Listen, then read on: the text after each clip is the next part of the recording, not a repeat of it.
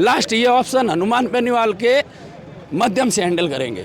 और जहाँ हनुमान बेनीवाल पैर रख दिया ना, सरकार की सिक्की गुल्ली घंटे में पूरी कर देती है। क्या सरकार है? तो हनुमान बेनीवाल को लेकर इस मामले में कोई बात हुई है? बिल्कुल हुई है, बात चल रही। अब मैंने आपको क्या कहा, मीटिंग हुई। मीटिंग किसकी हो रही है? हम किसके माध्यम से? हम भाई मेरी बात सुनो, सिस्टम है। जैसे मान लो सिस्टम कहता है सिटी दर सिटी काम होता है, तो पहले मोटर मालिक बात करेंगे, फिर यूनियन से बात होगी, यूनियन से बाहर मिलके। हनुमान जी से उम्मीद है क्या? बिल्कुल उम्मीद है, क्लियर एंड कट। उस बंदे के पास समय नहीं है। उस भारतीय जनता पार्टी की है। अरे भारतीय जनता पार्टी की सरकार है नहीं।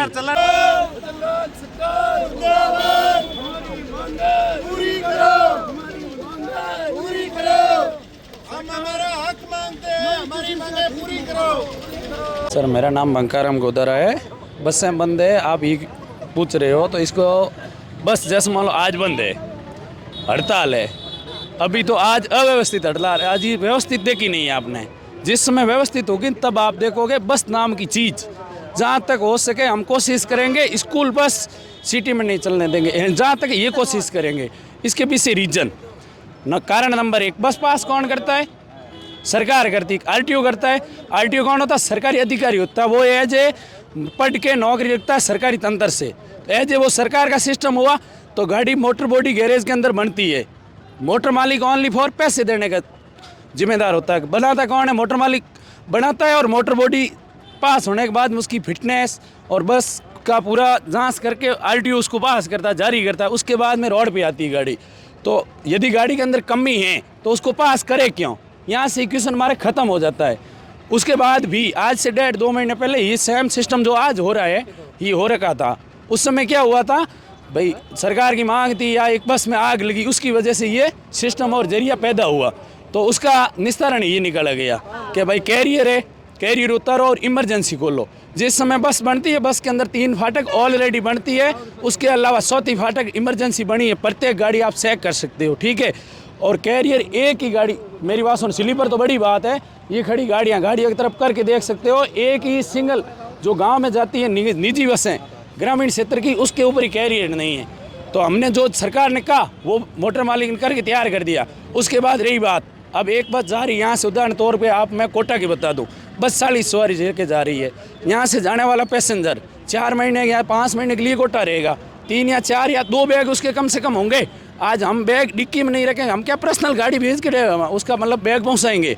ये कह रहे हैं डिक्की को बंद करो, गाड़ी की स्लीपर ऊँचे हैं उसको बंद करो, तो अब सवारी के बैग कहाँ जाएंगे? रही बात कैरियर उतारने वाली बात, तो यही खत्म हो। कैरियर आप है ही नहीं, ठीक है। अब गाड़ी के ऊपर एसी लगी हुई है, आप गाड़ी की हकीकत जांचो।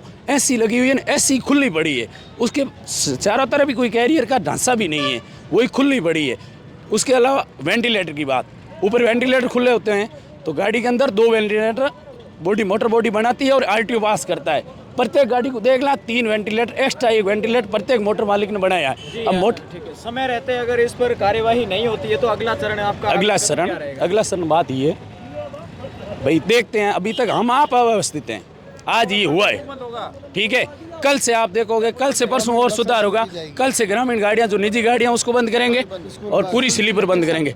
और एक समय आएगा आज से 3-4 दिन बाद में, आप देखोगे, सरकार देखेगी, सब देखेंगे। हम पहले हमारी एकता और यूनियन के माध्यम से ये सिस्टम चल रहा है, मीटिंगें चल रही है। अब हम तो क्या, हम तो ऑफिस पे नौकरी करते हैं 10 या 15 हज़ार की। हमारे बीपी से मतलब बस है तो किसी और की है, तो उनके जो सेट हैं उनकी अपनी अपनी मीटिंगें चल रही है। मीटिंगों के बाद में निर्णय पहले हम लेंगे, उसके बाद में यूनियन के बाद बात जाएगी। इसको 2 दिन लगेंगे।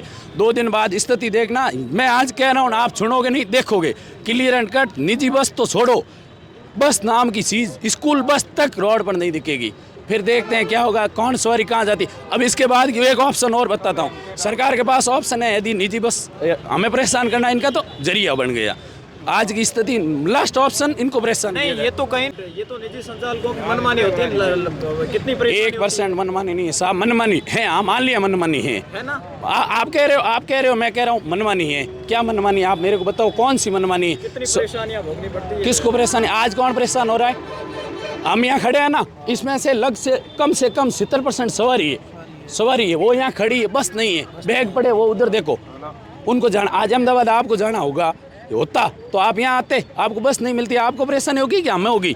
तो इसका 1 मिनट और कह रहा हूँ, सुनो इस बात को। अब सरकार के पास एक ऑप्शन और है कि हम रोडवेज बढ़ा देंगे। ये कहीं नहीं, कतई संभव नहीं है। यदि हमारी गाड़ियाँ बंद होगी ना तो रोडवेज बंद करना हमें आता है, फिर जो होगा वो देखा जाएगा।